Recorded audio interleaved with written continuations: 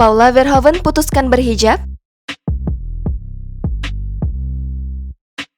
Paula Verhoeven membuat kejutan di akun Instagramnya. Dalam postingan terbarunya, Sabtu 19 Februari 2022, istri Baim Wong itu tampil berhijab.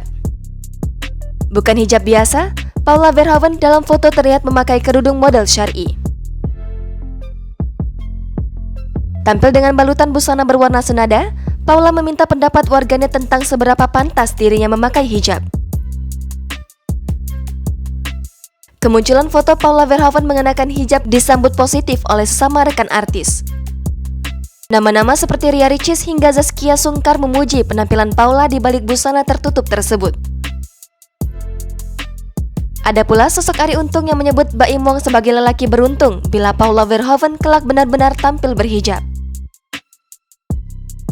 Lantas, benarkah Paula Verhoeven sudah siap berhijab? Lewat caption foto, Paula menjelaskan bahwa dirinya belum menentukan sikap. Namun di sisi lain, Paula Verhoeven juga berharap hati kecilnya segera tergerak untuk tampil tertutup.